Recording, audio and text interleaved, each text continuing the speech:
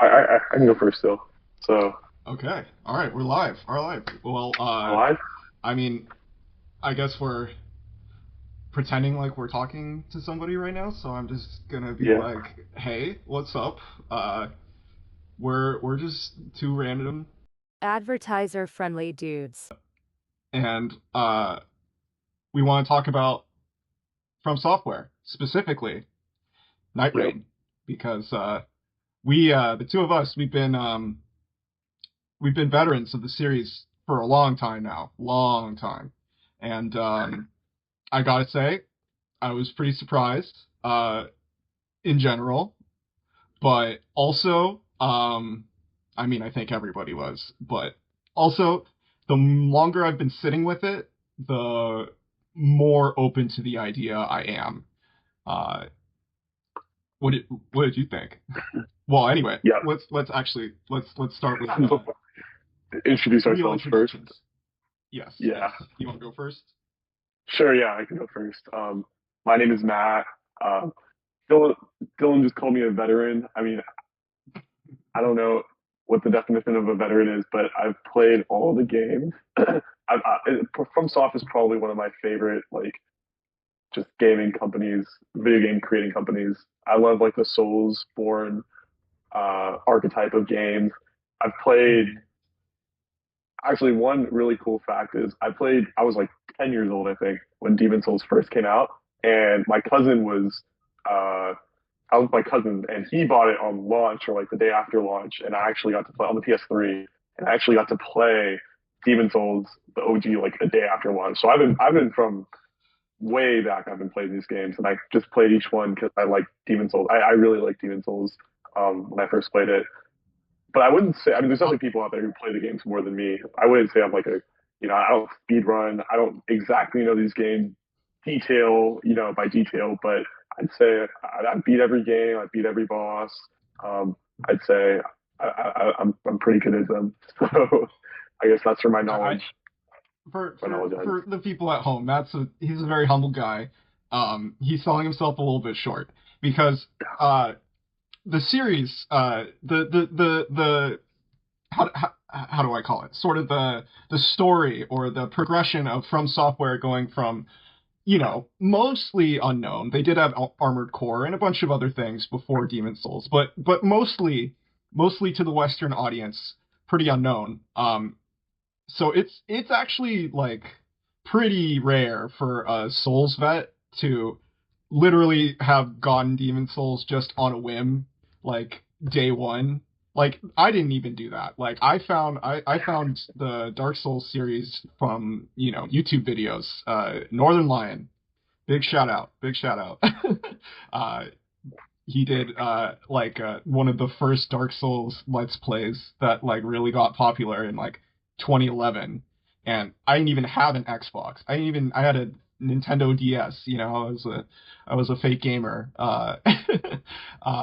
So you gotta I gotta say like that's pretty unique because like you didn't need anyone to convince you to like the Soul series, like you found it yourself and you were in it, right? So Yeah, it was kind of by chance. I'd say that I picked it. I mean, I, I'm only 24. Like, I was a kid, like I was like 10, I think, or 9 when Demon Souls came out, and it was rated M for mature. Like, arguably, I shouldn't have even been playing that game to begin with. But again, it was my cousin. And I mean, I was terrible, right? I mean, imagine a 10-year-old trying to play. I mean, it because at the time, I feel like by Elden Ring, people are like really good at these games now, but like at the time, mhm. like everyone was bad. Flame Lurker was like the hardest thing ever, right?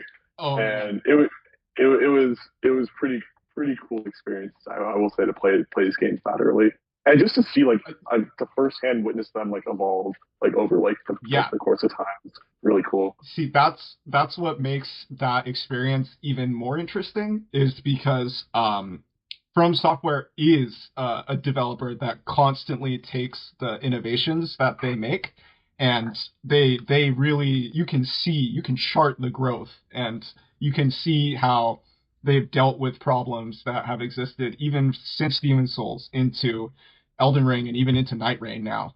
Um, Hmm.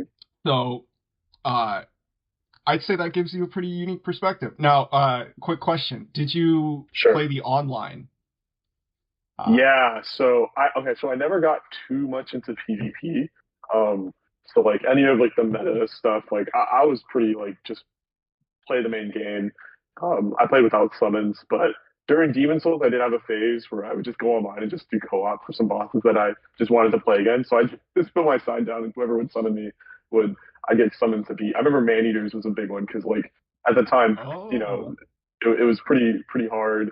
Um, like a double boss, it was kind of like, whoa, like that's kind of crazy. So I remember I got summoned for man eaters a lot. The old monk PvP, I did a little bit of that because if you put your summon sign down like on that staircase, you can get summoned as the old monk as the boss. That was like the right, first PvP. right. Yeah, yeah. So I did that. That was pretty cool. Yeah, I mean, I was just a kid. I was just trying to kill time, so I did do some online. But I feel like later on, as the games progress, like Bloodborne, there like isn't really even. I feel like well, there is now, but I didn't do any online. Elden Ring, not really, except for playing with you. Sekiro, I mean, they added it later, but I just, so, Really? and I didn't even even know Dark, that.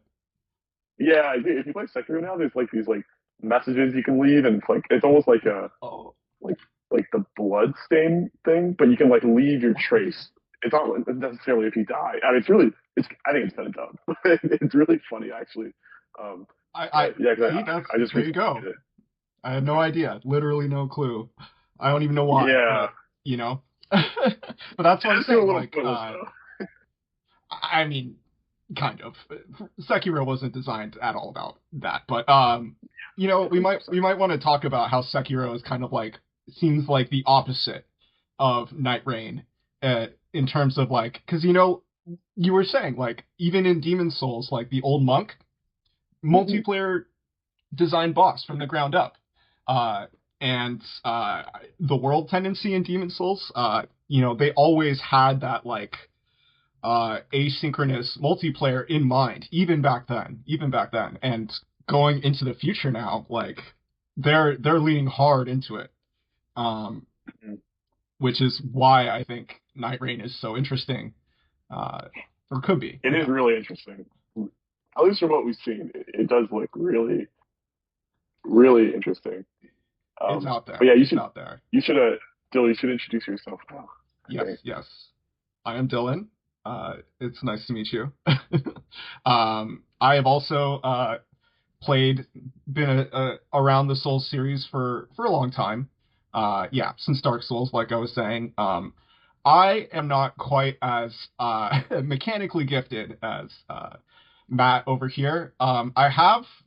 I did beat Consort Radon, so I do have some cred. I didn't beat him before the nerf. Uh, that I'm a little ashamed of, but Hey, that's okay. He was broken. for real, honestly, the my biggest problem wasn't even the attacks. I just couldn't see shit in the second phase.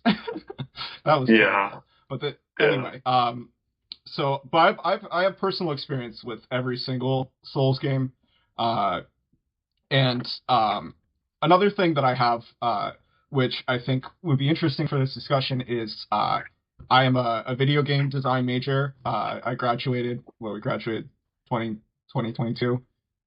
So I have a little bit of a formal background in how video games are designed and how they work. And in particular, I'm interested in like the broad sort of trends of the industry. And it's kind of crazy because like uh, throughout the past like 10, 15 years, like the influence of the Souls series has exploded on the gaming landscape. Like Mhm. shit, like we kind of won. Like this is our timeline. Like Yeah. every other developer is now trying to respond to just how fucking skilled FromSoftware is on Mhm. in their design. You know, I'm not trying to completely glaze them because there's they've always also had like some interesting sticking points uh throughout their games where they just seem a little resistant to implementing things that would probably uh make things better. For Mm. instance, large bosses come to mind. Mm. Yeah. that's always been a big problem. And they've taken steps towards fixing it. Like I think Oh, you're talking was about like it this like fire giant type boss where like you can't see anything except like their feet. Like how yeah that you talking? Are you talking about that? Oh, okay, okay, yeah. yeah. Which is interesting, as well, because that has also been around since Demon's Souls, right? Friggin' Tower Knight. Tower Uh, Knight, yeah. I would argue Tower Knight it kind of works because it's kind of like a gimmick, but well, yeah, I would argue it works a little better in Tower Knight, but yeah, yeah. I feel like it's been like that sort of thing has been around for a while. Yeah, yeah, and so that's another interesting thing about Nightreign, because it's another chance to make like a pretty specialized sort of version of what they're thinking. Um, but I think that's our credentials covered decently well. One last thing, be on the lookout because Matt is going to post. At some point it's going to take a while. He's got a definitive tier list of pretty much every major boss in the entire series coming out at some yeah, point.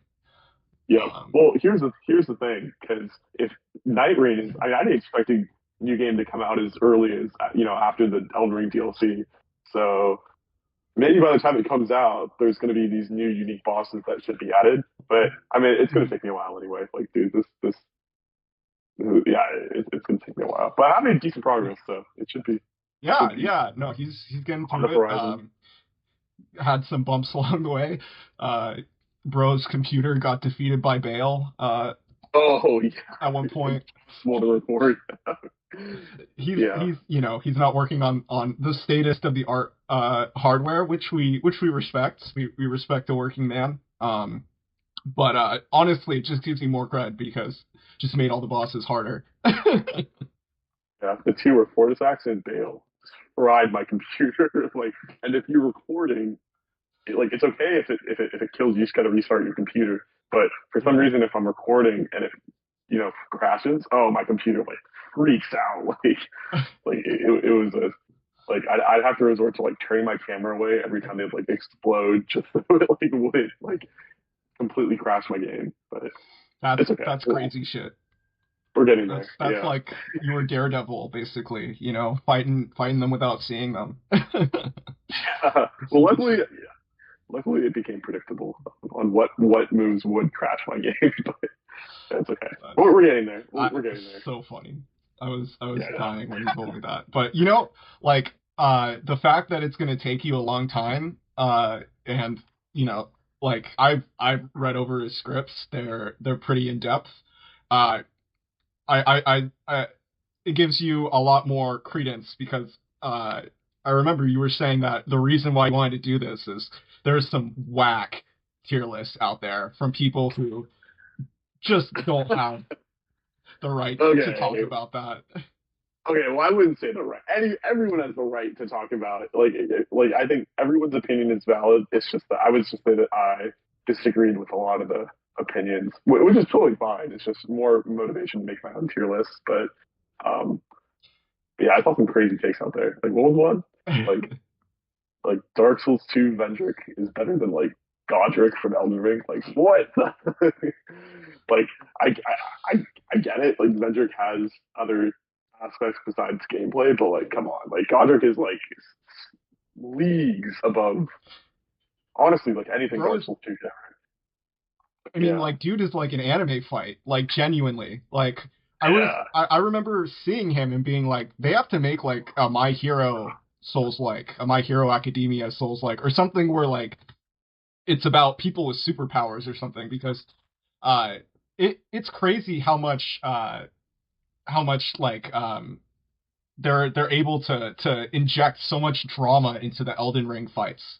And like people yeah. get really like focused on, oh, it's so hard, oh, the attacks are delayed, oh, what the hell. Well, if some of the attacks weren't delayed, then they wouldn't have anywhere near the impact that they would, like Yeah, Horus. yeah, yeah, yeah. I think actually, So the evolution of bosses, that's something we could talk about.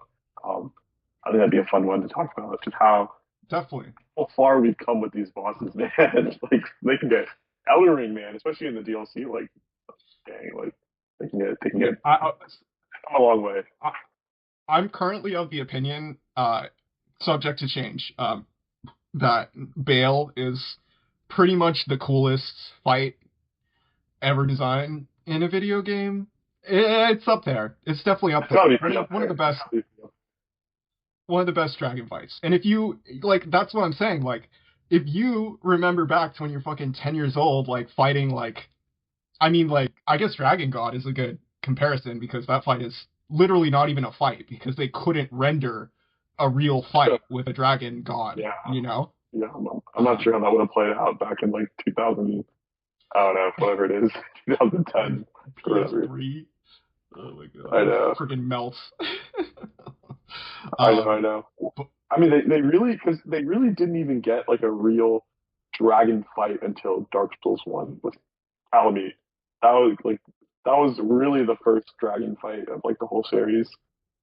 oh yeah, yeah. They did Yeah, have so dragons in Demon Souls, but they were they weren't. They were like these stage props that just like you can kill them, but they kind of like they wasn't really a fight. yeah, yeah. But yeah, And I will say that I think like uh Calamite was pretty impressive for his time. Uh, Mhm. I think he gets a little forgotten by some of the other bosses in Dark Souls 1 just being, you know, awesome because they hit the lore, the gameplay, and the spectacle. Which, I mean, Yeah, that's why having that first-hand experience of going through the series, like, I remember still being, like, floored by Calamite when the DLC came out because, it was DLC, so it was, uh, surprising, yeah, and yeah. man, Not yeah. I think they knocked the ball like out of the park with Calamite in mind. Like considering like the other Dark Souls one, like I mean, because I think it's one. If we're gonna talk about boss fights for a little bit, I'll say I think one of the like people love Dark Souls one, right? Myself included. Like I think it's like one of the especially replaying it. It kind of made me recently. It kind of made me appreciate like wow, like they really did come up with some some magic in this game at the time, right? Like specifically with like the areas and like the just the scope of everything. It feels really like well thought out. But the bosses sucked. Like like let's be honest. Like base game Dark Souls yeah. one, they had a couple hits, but I'd say like 80% of those fights were like mid or just like bad. Like especially in the second half of the game. Yes, I would agree. And I think on top of that, even the good ones are kind of carried by their presentation. Like, I think there's an interesting difference between the presentation of like Elden Ring bosses versus Dark Souls 1 bosses. Like a good Uh, comparison is like the Taurus demon. The Taurus demon is literally just a generic enemy. Honestly, if it were an Elden Ring, people yeah, would complain about it being a, a, it, a, it, a the reprint or boss for whatever. sure. Oh yeah, yeah. But I mean, it has like three be- attacks. Like, yeah, but because of its location, yeah, where it is in the game, the boss arena, yeah. The the fact shock that factor is it's a big one. I mean you're fighting it on a bridge, so its attacks are a lot harder to dodge than normal. You can also make it jump off the bridge, which is amazing, and they literally took that shit out of Elden Ring. Yeah, uh, yeah, yeah. It's harder. It's but definitely harder stuff to. Yeah. no, so it's stuff like that I still remember Taurus Demon because it was like all of it together is what makes it memorable, right? And I think there's actually a lot of things like that in Dark Souls 1 that they've kind of, like I don't really remember there being like a Drake on the bridge moment in Elden Ring. Well, not necessarily. I think actually probably Elden Ring was attempting like you had like incredible vistas in Elden Ring. Like that game Yeah, is yeah, beyond gorgeous. yeah. I feel like the difference is in Elden Ring. Like, I mean, you do technically have a dragon on the bridge in Elden Ring, right? But they're like those mini boss, like the ones that are just reskins and thrown all around the game, right? So like, it doesn't have the same. By the time you get to that one, it doesn't. Maybe the very first one, if you've never played, your first time playing Elden Ring, and that first dragon on the lake is a really cool moment. But Mm-hmm. but it loses a lot of the impact because you keep fighting. I mean, it's one of the problems with Elden Ring. So they just reskin a bunch of stuff compared to Dark Souls One. Yeah, that Drake on the bridge, right after the Mhm. Taurus demon, like that was pretty memorable because like one, it's the only one of that in the entire game, and I don't know, it's just so intimidating. Like you don't have a horse, you Mhm. kind of have to like run down the bridge.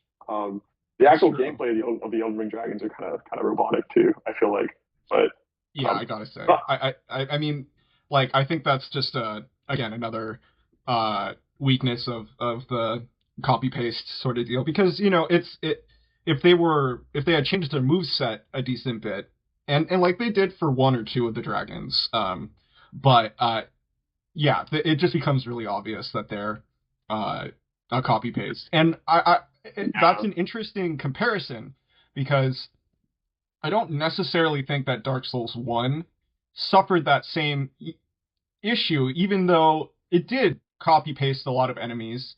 But I'm thinking specifically right now about the Black Knights. I would okay, say that finding the Black Knights actually increased their impact because they're very mysterious and intimidating. They're connected with the right, lore somehow. right. Um, Yeah, that's a good point. That's a good point. I think like when they did reskin stuff in Dark Souls One, it definitely like made more sense as opposed to like in Elden Ring. Like for example, like the crows and Kalids, you can find them in like the mountaintops and the giants, which I'm like, okay, like right, I don't right. know. Like, Or Crucible Knights are just randomly thrown around in like different areas, right? Like a mini boss mhm. here is the same enemy as you fought before. I mean, I'm sure like it's not like they're clearly just used to like add an enemy in a certain area when they needed to. Whereas in Dark Souls One, like you get the Taurus demon, but you find him in the demon ruins, right? Like it makes sense. Mhm. Um, Yeah. or the same thing with the Capra demon. What else? The Black Knights are scattered throughout, but like I don't know, they're kind of seen as like this. I guess it's kind of similar to the Crucible Knight, but they just feel different. I don't know. You know what I mean? Like Yeah. they just, Yeah. I don't know. No, I completely agree. I completely agree. They feel totally different. And you know what? For everyone who says that the stories in these games don't matter or that they don't have a story, you just go away, please. Because that's completely not true. And even the most gameplay nerds can feel the impact of the narrative, even if they don't realize it. And part of that is being like, wow, those Black Knights are sick. And I wonder why and where they came from and all these things. Like you're a human being. Your curiosity is going to be activated, you know. And with the Black Knights, they're like wandering, restless spirits.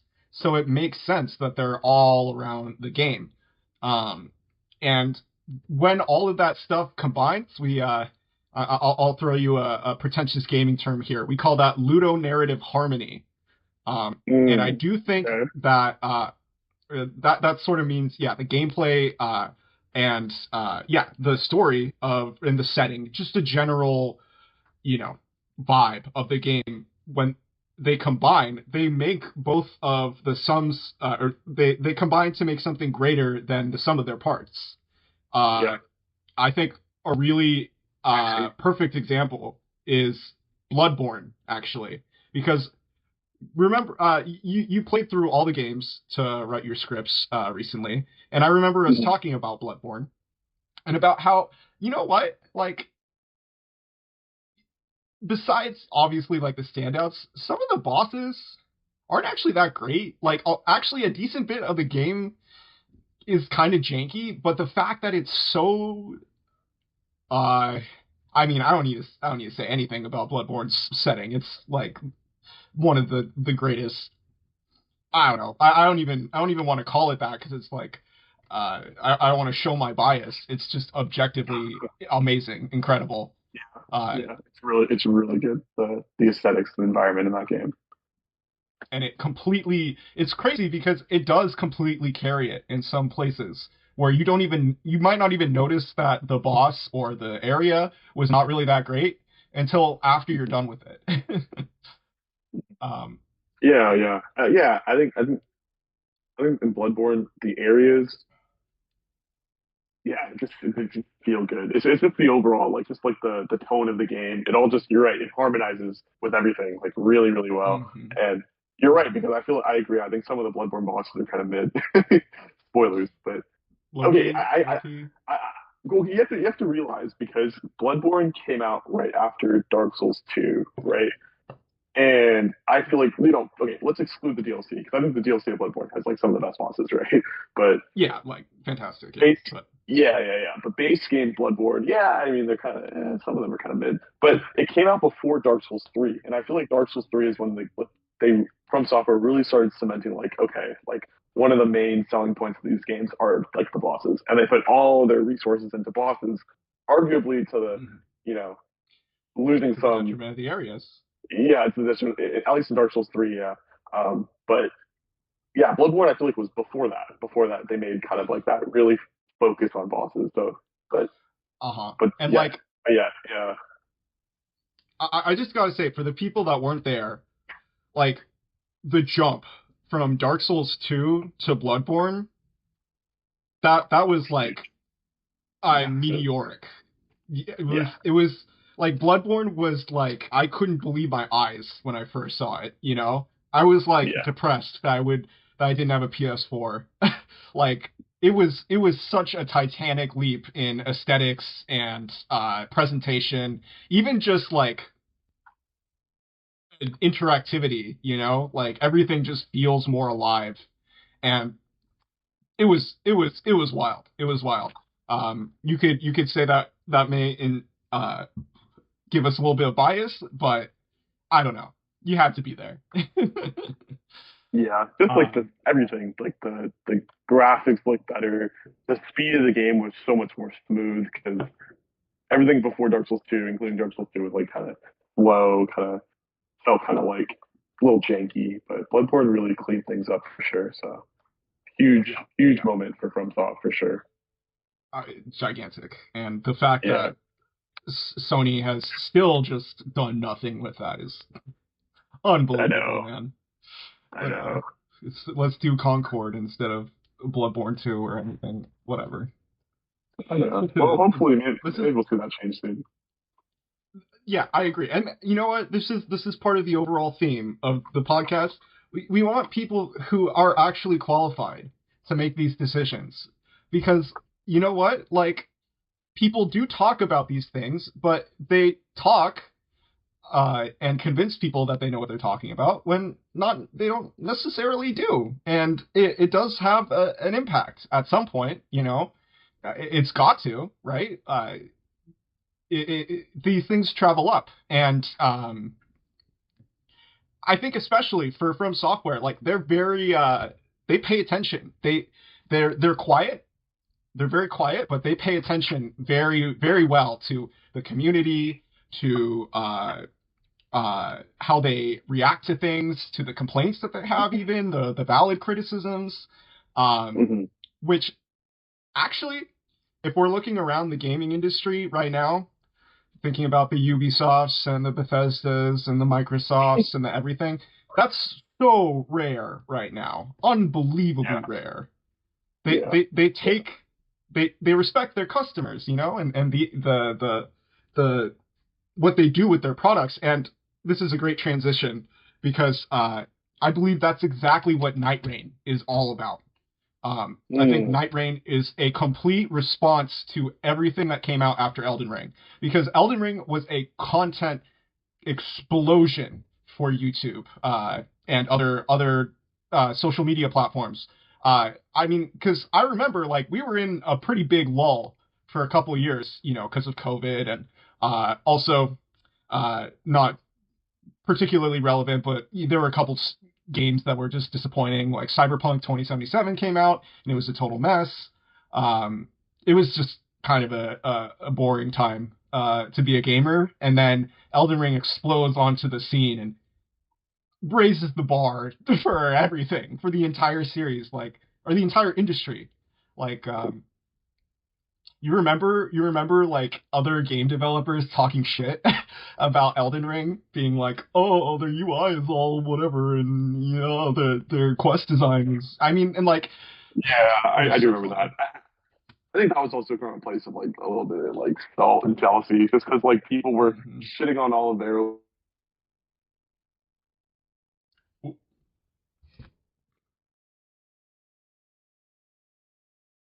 Good.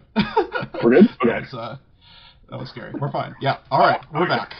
we're back. I wonder how much it All lost, right. but basically we're just trying to Oh, bridge to Nightreign now, right? yes. Yes. We're doing a slick segue.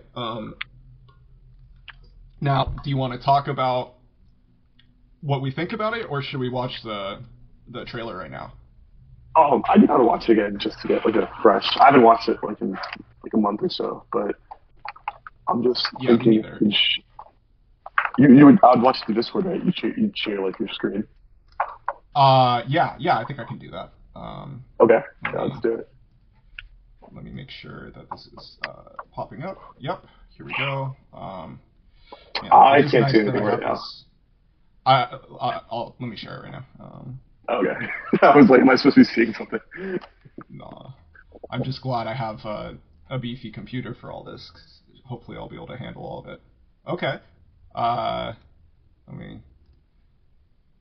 Uh, uh, okay. Yeah. Can you see? Okay. Sick. Well, let's let's hope this shit works. Nightreign.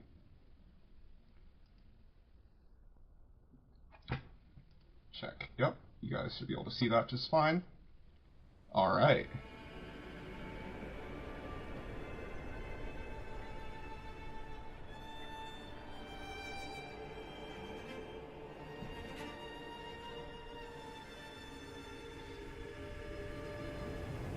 Okay. I forgot. Right. They have it's Fortnite. It's Fortnite. They have the thing from Fortnite in it. The barrier. Yep, it's Fortnite Souls, That's Fortnite Ring, I guess. Fortnite ring. Ooh. All right. Yeah, they really are doing. It is Fortnite. It has to be Fortnite.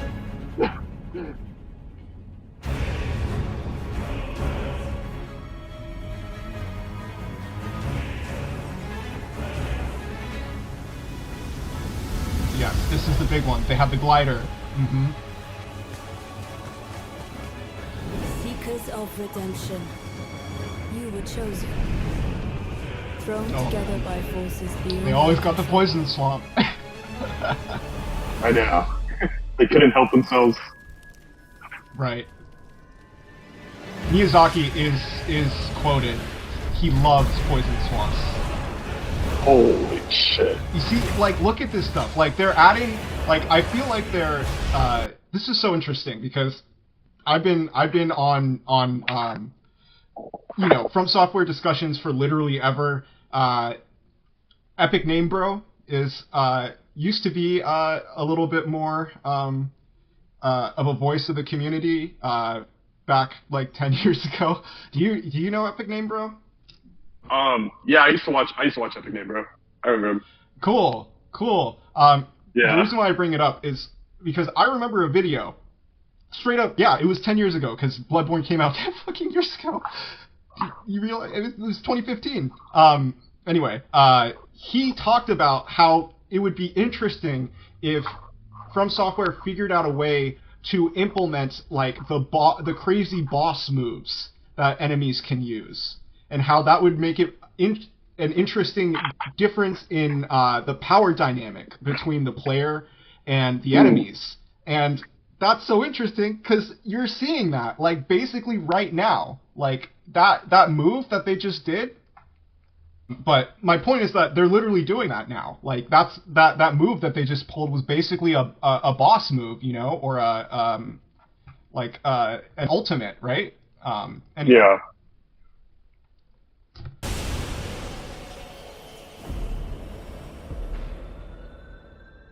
Tragedy must be averted.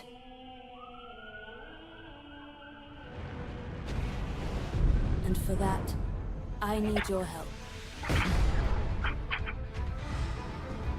You know what?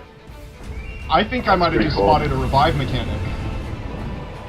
Really? Also, I think that's what that last scene was implying. That you might be able to revive your teammates. Because it is going to be a team-based thing. I wouldn't be We'll surprised. see. Yeah, I'm sure. Sure there'll be a mechanic like that. And also they just copy-pasted the Sekiro movement, it seems. Hey, the boy! His name was King, my boy! Oh, I missed you! Oh, and they gave him some new moves. Little pillager, bent on sacking the lands of gold. I will swat away any and all who dare approach. Yeah. Oh, man. Is that Radon's right now? No. Band I don't know. prepared to claim.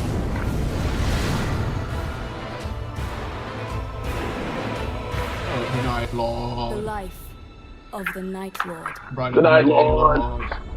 Yeah. Oh my god, that looks. I'm hyped. I don't care what anybody says. I kind of have to New agree. Elden Ring content. I'm hyped. I mean, I wasn't expecting it in the first place. Like, I kind of had a feeling that they took a long time on the DLC coming out, famously. And while it was gigantic, I still felt like it was not quite the size that. Oh, I think you're muted, friend.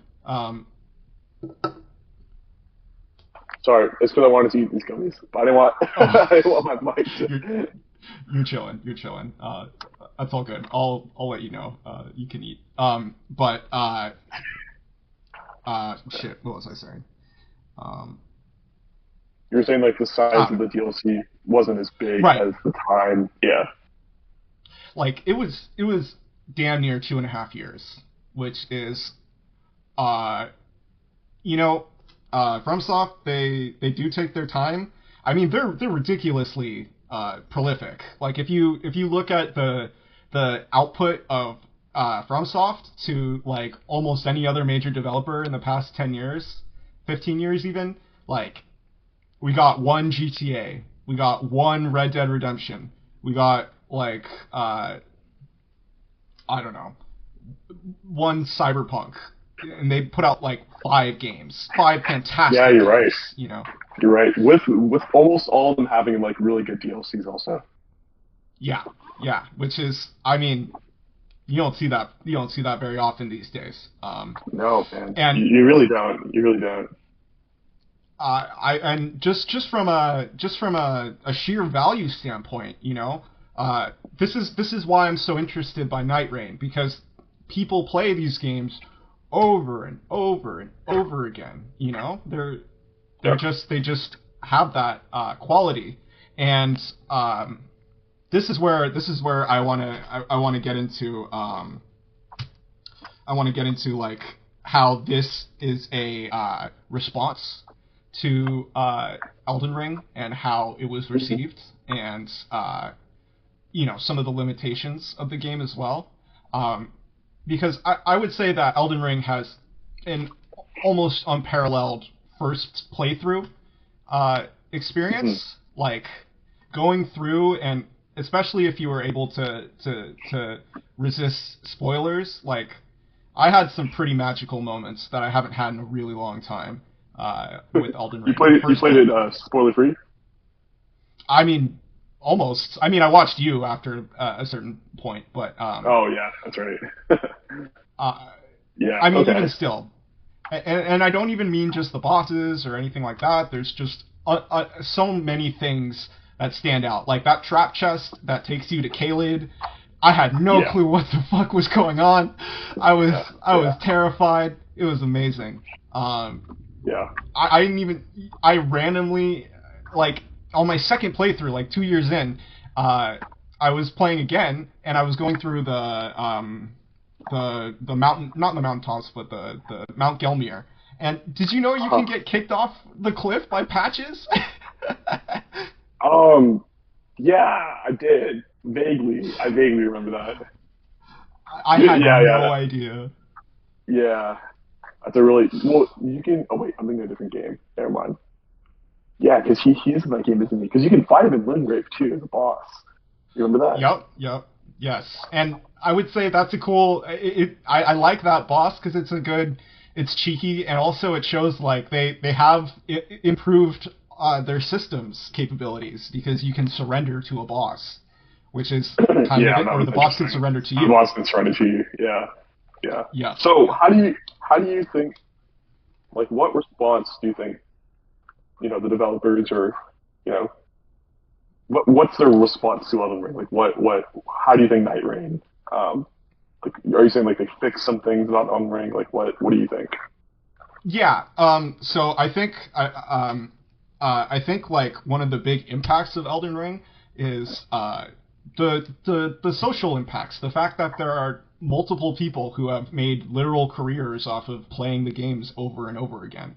Okay. And while the first playthrough of Elden Ring is really magical, the second playthrough and beyond, that's when some of the decisions that were made kind of start to I see the what you're saying. downsides kind of rear their head, right? Like Yeah. nobody likes spending an hour on your first character just going around the map picking shit up. Same Yeah. thing with the DLC. The fragments are pretty annoying. Um, and they're good if it's a first playthrough, right? Because it's very surprising and like they're fun. Like I remember I noticed like the scattery tree fragments and, with the pot guys. I just like saw a dude with a shiny pot and I was like, dude, you got a pot. Yeah. But uh, but people like playing the games over and over even still. Yeah. Yeah. And this, I think, is just a total response to the massive community that Elden Ring built, Yeah. and it's really just streamlining. I think a lot of the the fat that Elden Ring had that stopped people from going into it over and over. Hmm. Hmm. And there's like a couple particular things, right? They have they're doing classes, so there's no Yeah. character customization, which is interesting, but it's actually not the first time they've done this, right? Sekiro is the same way. It's I'd say it's an interesting parallel because everyone talked about Sekiro like this is a game like if you took a FromSoftware protagonist and just gave him only a sword and tried to build up the Right. sword Right. Right. moveset Right. as much as you could. I think that this is going to be somewhat similar. Um, you know what? I just kind of thought of something. Don't they do classes in the network test usually? Yeah. They usually do. They usually do. Like preset classes that you play as. I'm not sure. I've never taken part in like a network test, so I don't know if like you can switch. I'm assuming you can switch out your weapon during those things, but yeah. I mean, you could argue you're a preset class in every game when you choose your starting class. It's just not Low as key. it's not as drastic as because yeah, I'm curious. I guess like the biggest thing I'm curious about Night Rain is I do think you bring up an interesting point about how the replayability aspect is being addressed in this game. It's completely different. Like everything about it, like even though it's still run, it seems like it's running on the same engine. Um, Hmm. it's completely different. Like the game, right? Like the point of the game. Yeah, seriously. So Yeah. I do wonder. It's replayable because it's like it's by nature. I'm assuming it's going to be randomized, right? Like every time, right? I'm pretty sure I remember watching a video about just about the information around the game, and yeah, that's one of the main things is that the map is going to be either randomized or maybe it'll be like Fortnite exactly where you have like the landmarks are the same, but since the where you drop and all that is different or something. I don't know. We'll see. Yeah, yeah. That's part of I it.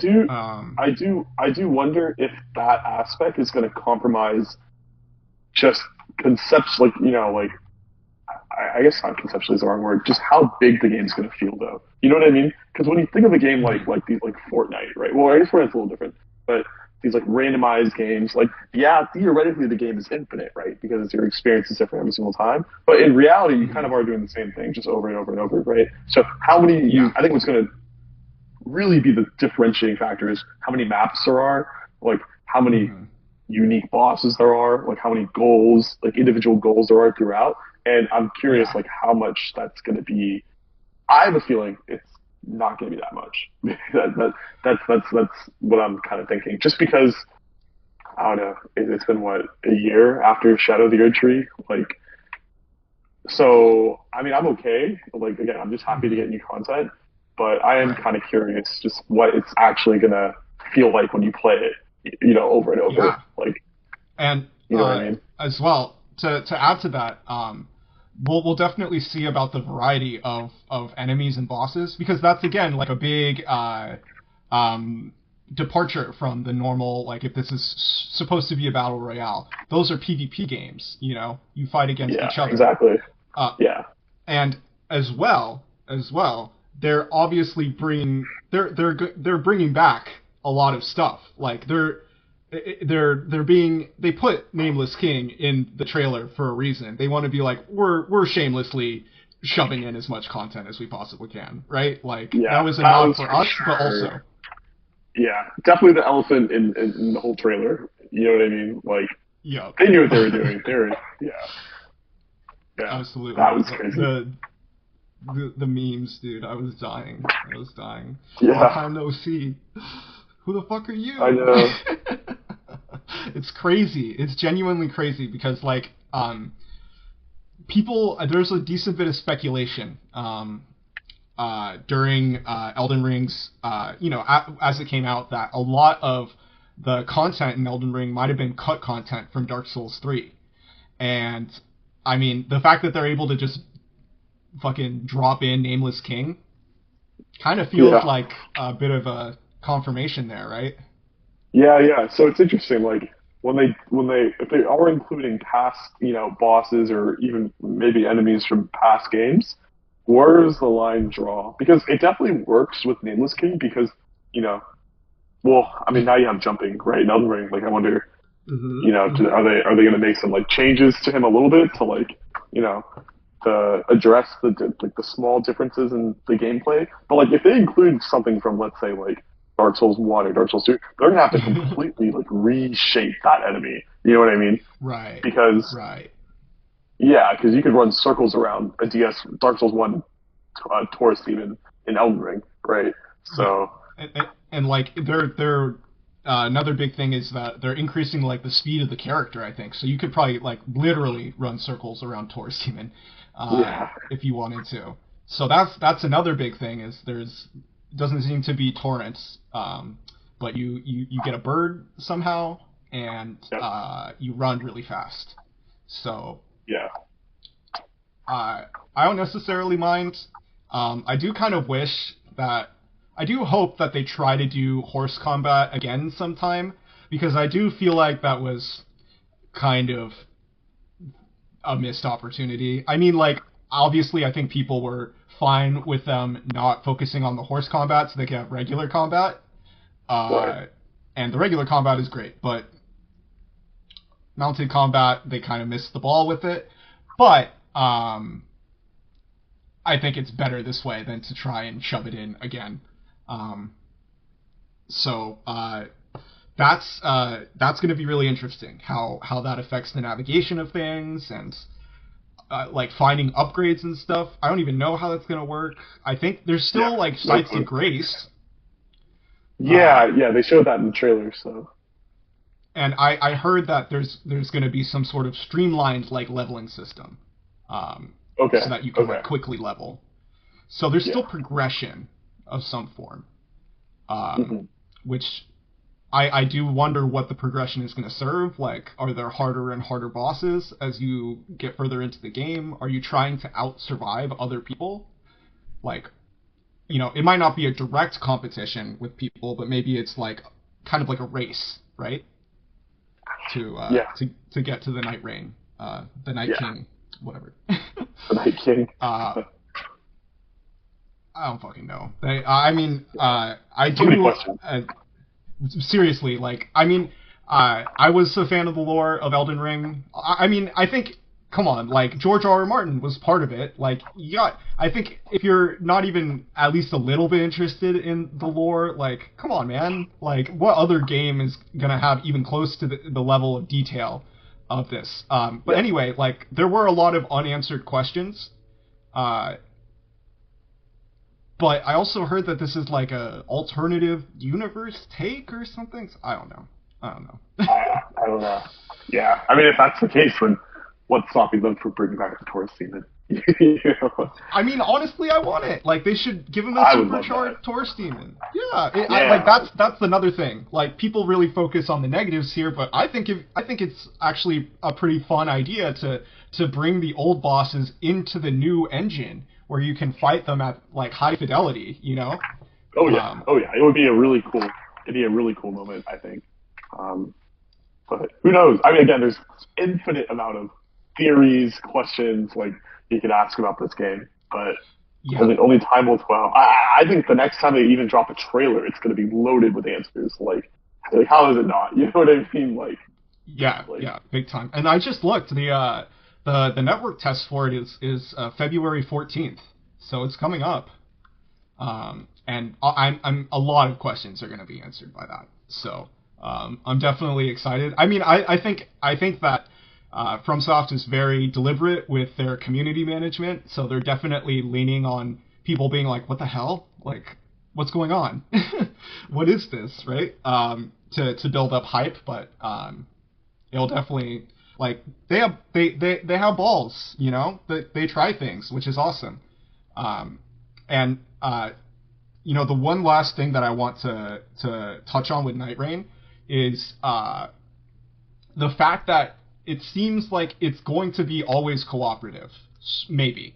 Like, maybe you'll have a solo mode, but it seems like things are designed around the multiplayer like experience. So I think they did actually confirm there's going to be a single player mode. Like you can play it by yourself as well, but yeah, I think like the focus of the game is for it to be cooperative, but there is that single player mode for people who aren't. I wonder if it's just going to be like summons instead of real people. Like, I don't know. Maybe. My other thought is that it might work as a solo queue so that you can play by yourself, but you'll get matched with random people into a team. Because that's another way that the... Maybe. But what if you're playing offline? Then you can't. You know what I mean? Well, that's the question, is maybe there is no offline. You know, it depends on how different the game is, right?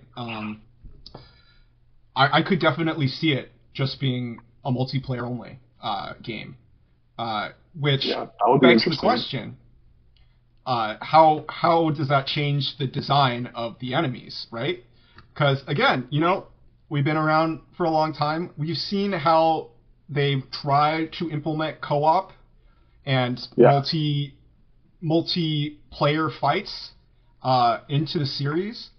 And you know what? I just think that they probably reached the same conclusion that we did, which is there's just some limitations. Like you can't have an enemy AI.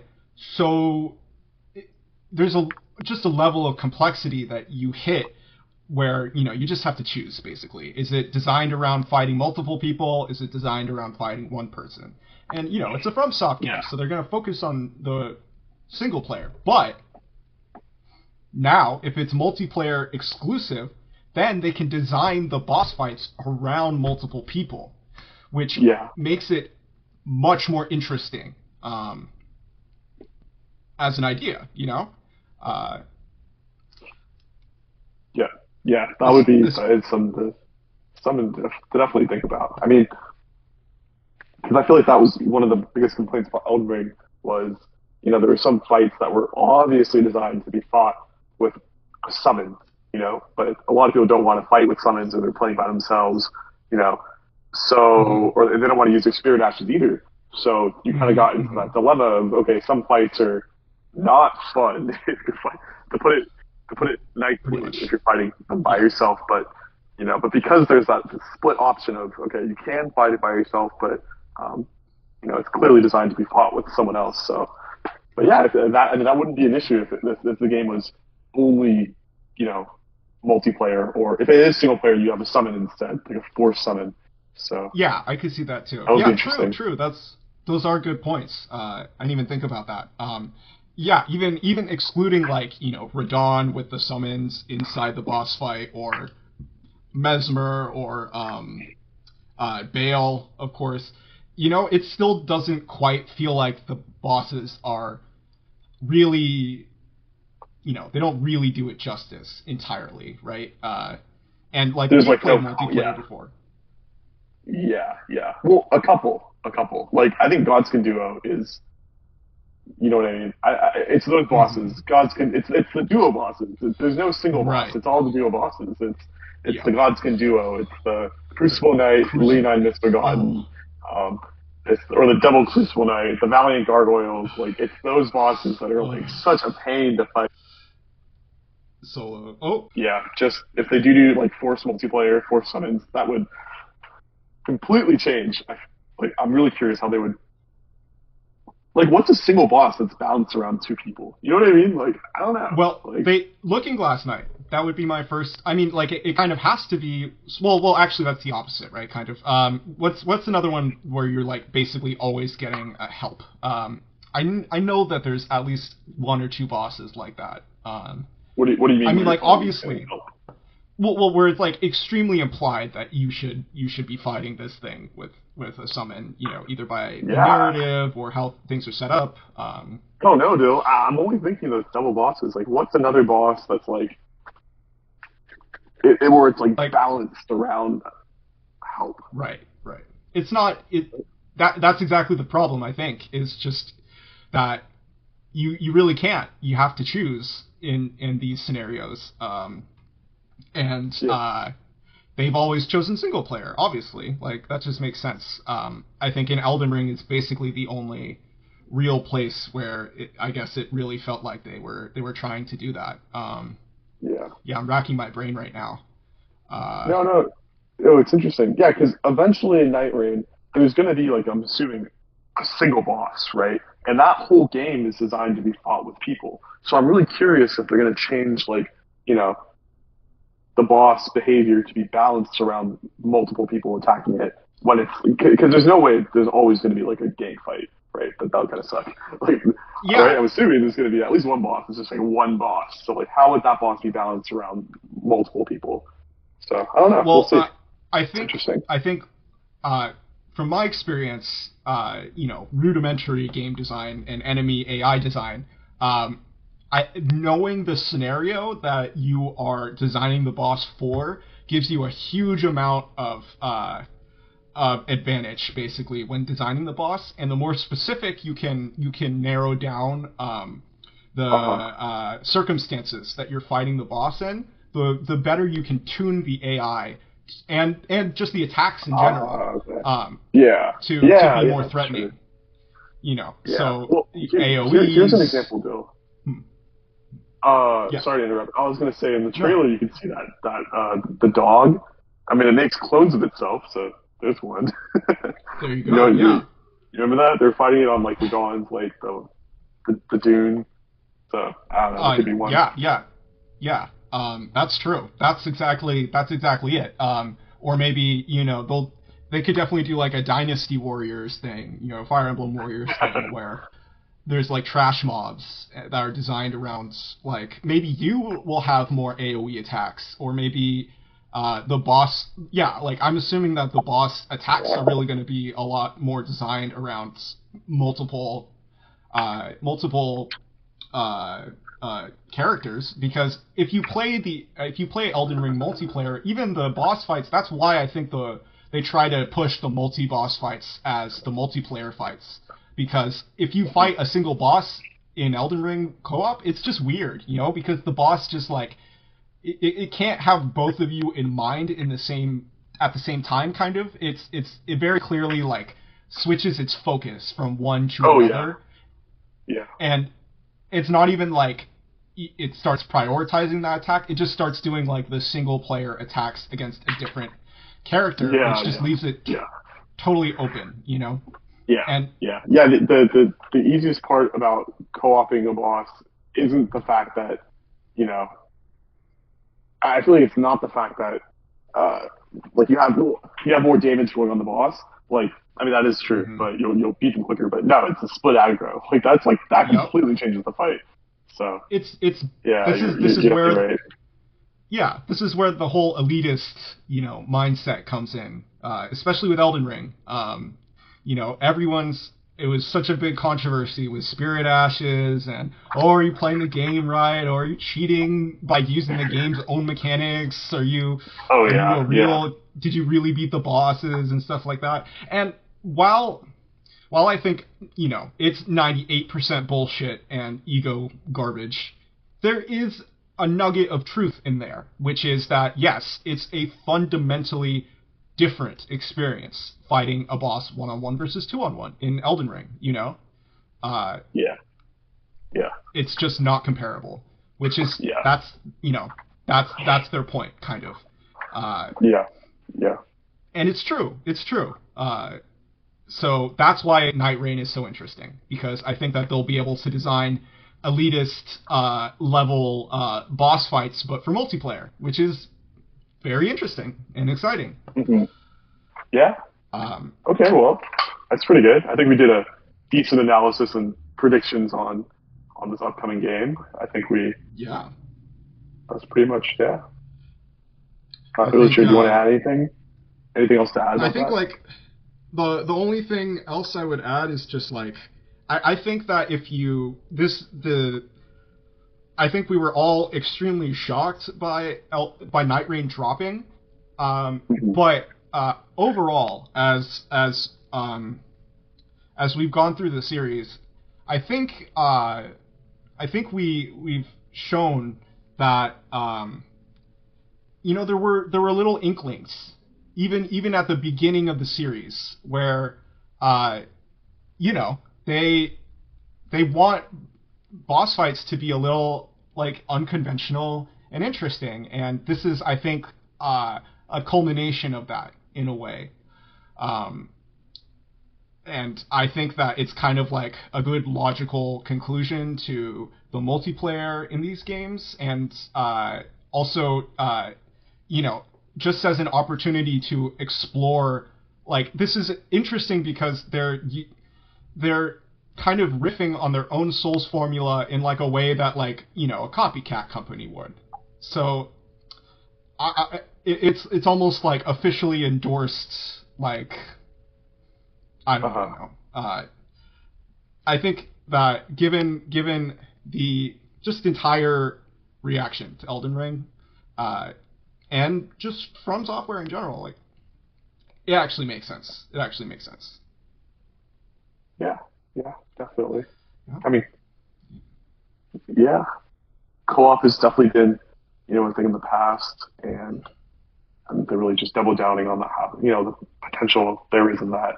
I'm all for it. I don't care. I don't even care if the game's bad. Like, I do more elements for Seriously. me. Like, because the gameplay engine is so fun for me to play that it doesn't really Mhm. matter what they give me. Like, I'll have fun with it, I think. So, I um, would agree. yeah, yeah, Like, I think even if it's literally just like a shitty boss rush, like, people were even just like, we're doing that. Like, I'm watching the modding community of Elden Ring. Like, mhm, again, this is that's actually another important point. If you look, some of the most popular mods for Elden Ring are expanded co-op, and the boss rush mode, and the cheat engine to get all of your equipment ready. And that Nightreign seems like a specific response to the co-op, the streamlining so you can just fight bosses instead of fucking around constantly, and streamlining your equipment setup so you don't have to spend time finding everything and putting it all together. It's like a mhm, direct response to that, mhm. Yeah, which is super yeah, interesting. Lots of other companies hate modders. Honestly, they hate their fans. Nintendo comes to mind. They just shut down everything. I know, They man. sue everyone. I know. But FromSoft learns from their modders and their fans, which is, Yeah. There's a reason why they're on top. Yeah, I would tend to agree. Yeah. Yeah, but Okay. I mean, shit. I think we did it. Maybe. Yeah, I think that's Nightreign. So I don't know. I guess we can go into. I don't know. Yeah. Anything else to? Anything else to? I mean, well, Okay, I think that should be good now. I think the only other thing that maybe I would want to talk about is well, no, we covered reusing bosses and things. I don't know. I think maybe the only other thing that I would mention is that I don't know if you saw a mod called Dark Souls Archthrones that came out, Yeah, I think, last year. I think I And did. I think, yeah. It's really big, I mean, right?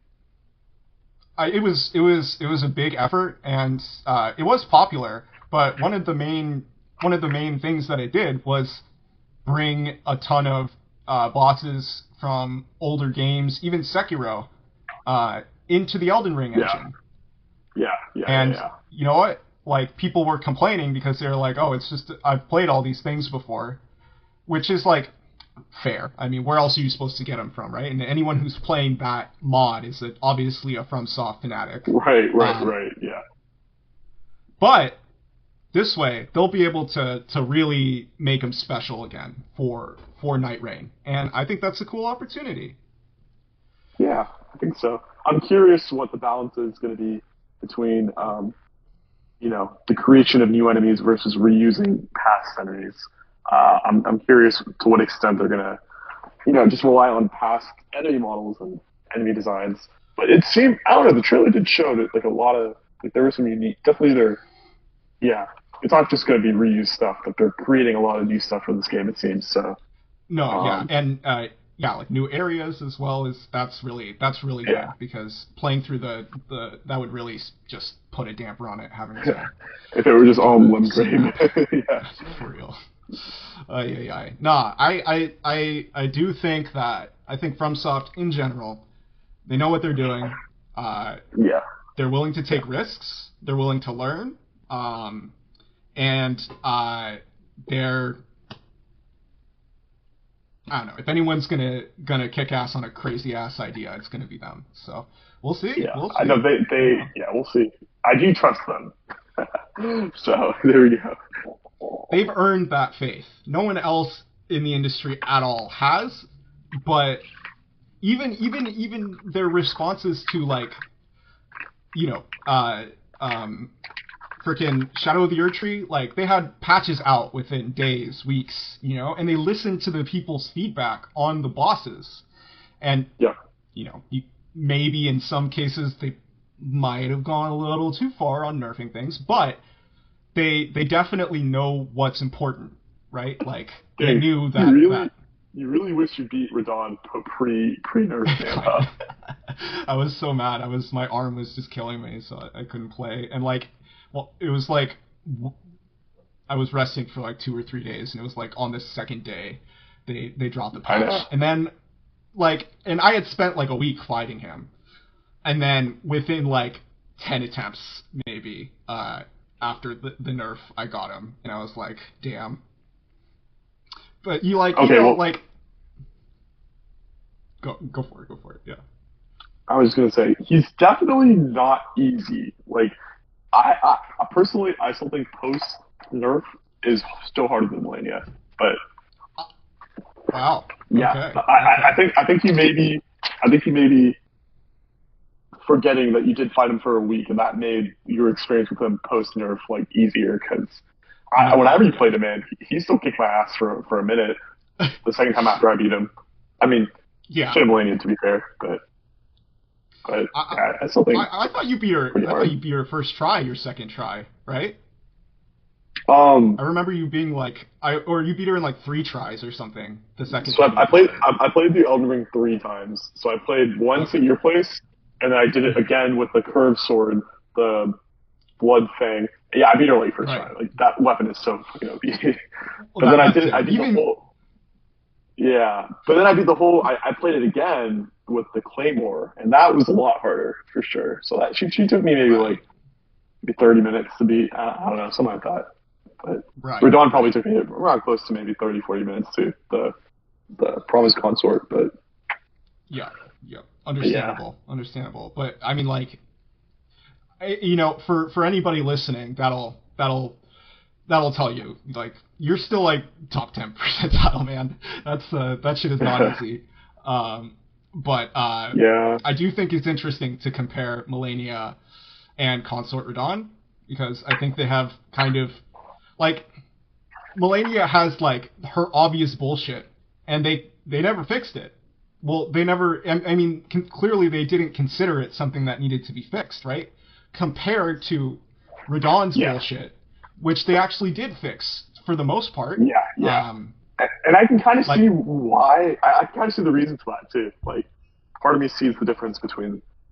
Because if you don't mind me spieling a little bit, Dylan, I'll tell you, man. Like, I feel like Melania's waterfowl dance, it's complete bullshit, right? Like, yes, there's ways, like, there's ways that you can do it. You can completely dodge it without a shield, with the shield, no bloodhound steps. Like, you can do it no matter what. You can roll through it if you're really like, good enough and you know how to do it right. But I still think it's a bullshit move because, one, if you don't know what you're doing, it will 100-0 you like almost every time, right? And two, it's so precise if you want to actually dodge it no hit. Like, the average player is not going to be able to, you're going to have to look up a guide and like actually practice it to be able to do that, right? Unless you have these other things like bloodhound stuff, whatever, right? So at the end of the day, it is a bullshit move, but I feel like the reason they kept it was like her entire identity is almost built around that move, right? And it's almost in a way like iconic. I feel like to Melania, like the waterfowl dance, like it's the move you get from using her soul, right? Like they knew that was like her main thing. It's not the freaking skulls that she summons in phase 2, the skeletons. It's not any of those things. It's waterfowl dance, right? Like it's so true. Bullshit. Yeah, it's bullshit hard. I mean, but it's her. Like, you know what I mean? Like it's almost iconic. I think you're right, and here's your evidence. What other moves by a FromSoft boss, even if they're as memorable as Melania, like, none of them have names for their attacks. That one has a name. They clearly knew something was going on. Well, I think the only reason it has a name is because you can get the soul at the very end. Okay. You know what I mean? But yeah, no, it's definitely made a name for itself. Yeah. Versus, I want to compare that to Promised Consort with his freaking So the biggest thing with the nerf was they fixed his freaking 1-2, like the one with the right hand on the right side, then left, and then he like did like a horizontal. That was the biggest thing. The cross slash, they fixed that. So now you can actually roll through it, because before you really couldn't. You kind of had to hug his left side and kind of just exploit a hitbox in the middle because you kind of just like one of them misses you. But that was complete bullshit, and he could use that move. Yeah. You know, it wasn't his most common move, but it wasn't like waterfall dance where there's like a cooldown to it. You know, you can kind of like time it. You know when she's going to do it. He can whip it out whenever. Right. It's just a melee combo, and it's so fast that you're going to get caught every time. And in the first phase, it's not as big a deal, but when he starts in the second phase, when Mikola comes and you have like the light effects, like, dude, that move can fuck you up. Like, if you're not, you know what I mean? And that's a good point. It was so fast, and in the second phase, it's already hard enough to see. It requires unbelievable timing. I didn't even try to dodge it. I used the deflecting tier to fix that. Okay. And that was like pretty much the only move I used it on, was because I was like, I would rather just have a solution to that than, like, I don't know, plus 20% whatever from the flask. So, and like, I felt like that was a fair trade-off, because, like, I think you're right. Like, it didn't feel like, maybe they have like some ultra gamers that playtest these fights before they go out. But for a reasonable person, that shit is like crossing the line between like, you know, I think this kind of ties into like the ethos, right? Like the main message of the FromSoftware games, which is like the damage that you take, it has to be your fault, you know? Like the thing, you have to be able to learn and predict and respond in a certain way. And there are some moves clearly, and like it's interesting that it's really happening now after 10, 15 years of iteration on this same kind of combat, where there's just kind of limits at some point, where it goes from being something that's skill based to being really something that's more luck based, which I think they do toe the line, you know, at this point. You know, this is another interesting thing we could talk about, though. I don't know if you want to talk about it like now or another time, but just the whole like Elden Ring is bullshit, you know, perspective. Because I feel like to an extent, Radon kind of encompasses that a little bit, and there's other examples, but it's a really interesting. I have a lot of thoughts on that. So I also do, and I think that again, reason why us having been there when it came out, we have experience on these things, because you know what, a lot of things changed in Elden Ring, and I think a lot of it might have been as a result of that Elden Ring is bullshit narrative getting popular. I'm thinking about Radon, like regular Radon's nerf, for instance. Or I think Elden Beast. Big changes to Elden Beast as well, and that's the final boss, you know. So maybe we should do an episode too, because that's a whole topic, and that connects. I mean, like that connects into kind of. Sorry, go ahead. No. You go ahead. Finish. I was just gonna say, like this all connects a little bit to, like, you know, your tier list, just a tiny bit, right? It's people having these narratives that, you know, they repeat and maybe have a shallow kind of relation to, where they're like, yeah, I can see that. It genuinely could have an effect on the game, literally, like, and maybe not in a positive way, especially like this is a whole thing about the YouTube ecosystem, about super popular videos shaping the narrative on certain things. Like, did you hear about the Joseph Anderson video about Elden Ring? Yeah, I mean, he basically just kind of like talked shit about it, right? And I feel like that sparked a lot of other people to be like, hey, I agree, etc. Let me make these videos. And it kind of just brought together that, you know, a lot of people just saying Elden Ring is bullshit. That's pretty much what it is. I agree. I mean, kind of. And one thing is, he usually takes a very long time in his videos. It came out very quickly compared to when Elden Ring drops. As well, that guy is like, he basically kind of started the YouTube video essay genre, like literally. Right. Yeah. He did videos on Fallout 4 that kind of kickstarted the genre. But the point is that he has like credentials, or he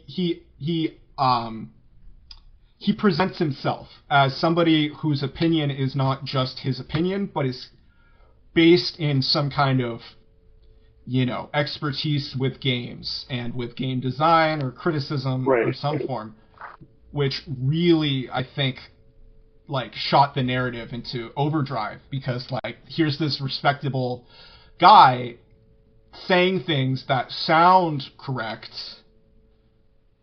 right, or maybe not be, you know. Yeah. You know, if I watch that video and respond.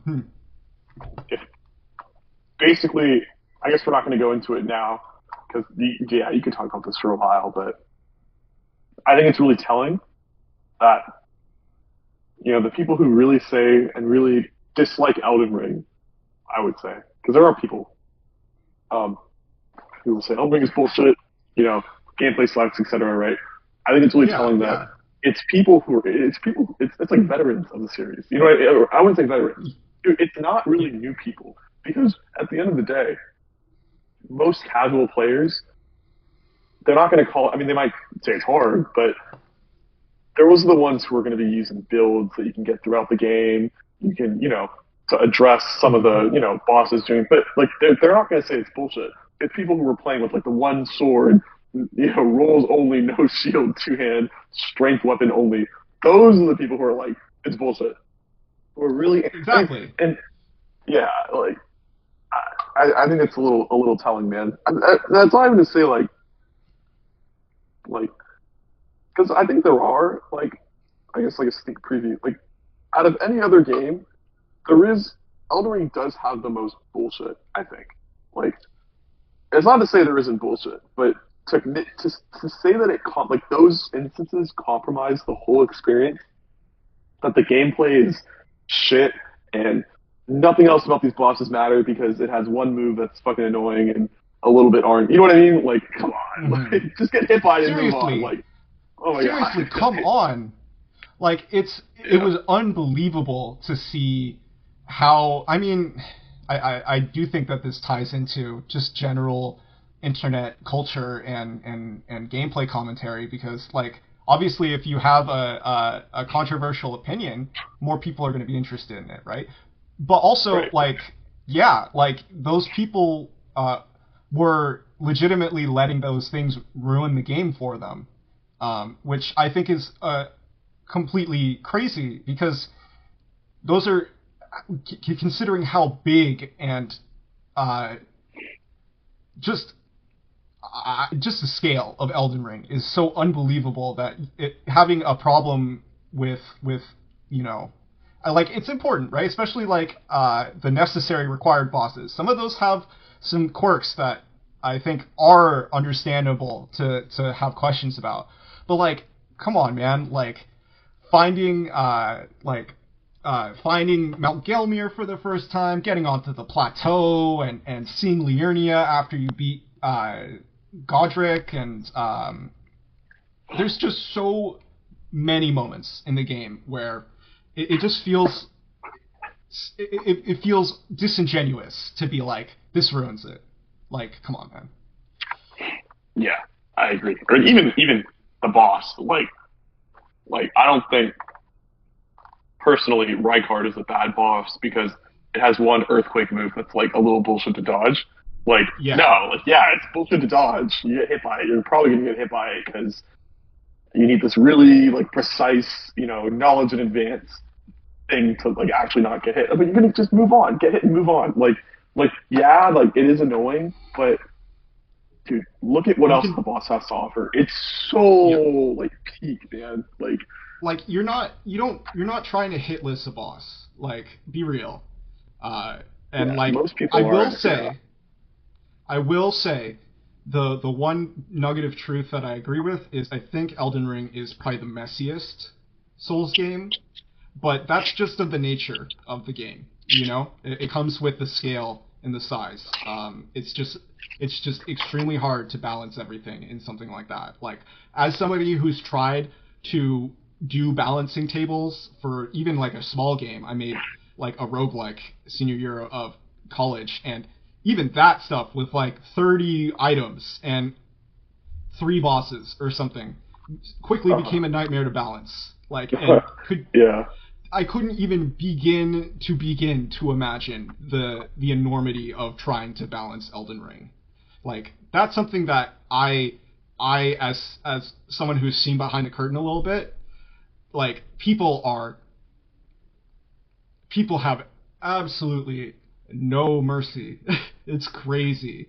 Like, reusing bosses, like, dude, do you know how much work creating a good boss is? Like, a compelling boss? Yeah. I would say nobody who plays these games, and I mean, honestly, unless you really have like respect for these people, like, it's just unimaginable, like, the amount of work that Elden Ring represents. Like, it's like a magnum opus. It's like the Sistine Chapel or something in scale. I mean, that's crazy, but like, it's really unlike almost anything that has come out before it. Yeah. So, I guess we can. I mean, I'm getting a little tuckered out here, but yeah. That was a good convo though. I think that Yeah, was we've been successful. we've been going for a pretty good while. I think we covered mostly everything we were trying to cover, along with some extra. And I don't know. I feel like we made some good points that are that don't necessarily get covered as much because people are really focused on the now, and Yeah. we do have a good like holistic, understanding of these games and the people that work there, what they value, Yeah. and Yeah. like just having like good having a good attitude towards the decisions that they make, and just having the I would just recommend for people to have this in mind when they play even any game, which is that mostly everything in a game is intentional. The way it's designed, the way it's laid out, what's put in, what's not put in, especially in something as state-of-the-art as a AAA video game. Those things are, unless you're Ubisoft or whatever, those things are well laid out, and they're laid out by professionals who care a lot about the game that you're playing. So a lot of people go straight to like, what were they thinking? Well, they were thinking something, so try and figure it out, Maybe it'll make more sense, right? That's Unless just you're my Ubisoft. perspective. Yeah, that's not even... They're so far removed from being a video game studio at this point, You just I know. just Did become you a see corporation. Did you say they delayed Assassin's Creed again? I did, and come on, man. They're gonna get bought out. Do? I think Bought they're out gonna by get bought out. Tencent. Did you hear? Oh yeah, did that it's go through? Not yet, but dude, if AC Shadows flops, which Flops? come Yeah. on, Yeah, it probably is. Yeah. I don't see it going well. Just excusing any of the controversies, it just doesn't look like it doesn't look like they're listening to what people are saying, and that's what you get, right? They are incredibly. I mean, obviously, I'm sure there's more behind the scenes that could be affecting, but nah, dude, they seem so out of touch. Like, yeah, I think it really shows. Yeah, that's it. And FromSoft stays in touch, I would argue. Yeah. And I think that's kind of the main theme. That's the main theme of this podcast. Yes, that they're doing something. So let them cook. Let them cook. They cook some good shit. Let them cook. Let them cook, Sony. Let them cook. Yep. They there's some good chefs at FromSoftware. Yes. Yeah. And I'm excited for the next meal. Hell yeah. All right, man. I think we did it. Yep, I think that's it. That was fun. Well, yeah, I had a good time. I mean, honestly, like, half of the motivation for me trying to do this is we just have conversations like this anyway. So you might as well just record exactly. it. Yeah. Exactly. Yeah. If anyone at all got to this point, well, thanks for listening to us ramble for like 2 hours or whatever. I hope we brought up things that were at least somewhat interesting and maybe unique. Also, this is the first time either of us have done anything like this. That's why my computer literally on crashed an like iPhone 4 right times. Yeah. I like accidentally pressed power off on my computer halfway through this. Yes, it went swimmingly, but I had a good time. And maybe we'll do an episode 2. Yep. All right, Dill, I must actually depart, but yes. Let's do. Thank you for having me. We'll do an outro. Yes. Matthew, over here. Yep. The Great Tajima, usually on socials. I guess that kind of contradicts me calling him humble, but I still stand by that. I'm Dylan. I go by many names online. Huran, Huran. That's usually me. And I don't know. We'll see what channel I end up uploading this on. But maybe we'll see you again. And thanks again for being here, Matt. Yep. Thanks for having me, Dill. And all right. See you in the next one. I hope, yeah. See ya.